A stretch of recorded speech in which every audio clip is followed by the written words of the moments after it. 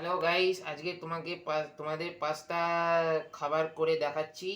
এই পেঁয়াজ ঢাললাম গরম তেলে, কড়াতে এই পেঁয়াজ কুচিগুলোকে ঢাললাম।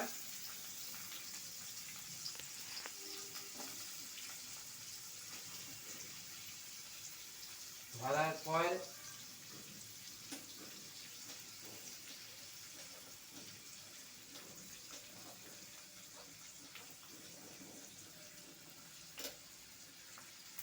এই লঙ্কা কুচি তার মধ্যে দিয়ে দিলাম,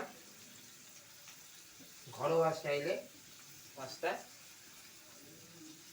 এবারে লাল করে পেঁয়াজগুলোকে এইভাবে নাড়িয়ে নাড়িয়ে হালকা লাল যেই আসবে টেক্সচারটা এরকমভাবে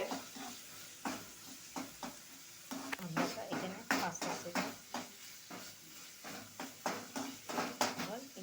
সেদ্ধ করে এই পাস্তা সেদ্ধ করে রেখেছি। দেখো এরকম ঠিক পাস্তাটা নরম হবে, জাস্ট এরকম তুলতুলে তুলতুলে করবে পাস্তাটা, এরকম পাস্তা স্পঞ্জি এই হলো।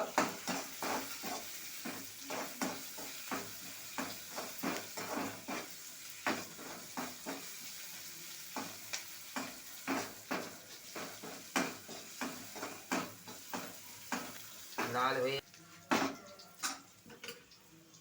এবার পাস্তাগুলো ঢেলে দেওয়া হবে। এই যে সবজিগুলো সেদ্ধ করে রাখা, একসাথে সব সেদ্ধ করে দিয়েছিলাম। এবার সবজিগুলো দেবো।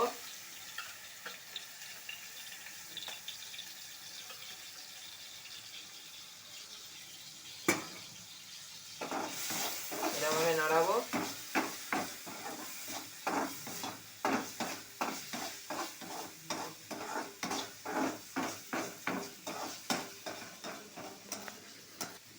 এই পাস্তা গুলোকে আমরা দিয়ে দিলাম।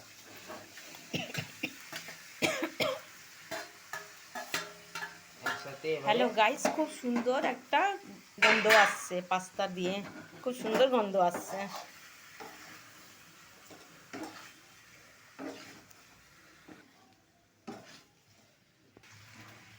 টেস্ট হওয়ার জন্য, স্বাদ হওয়ার জন্য এই ভিনিগার একটুখানি এক ছিটে ভিনিগার এরকম দিয়ে দিলাম। Vinegar, pasta sauce. এবারে পাস্তা, এই দেখো পাস্তা সস।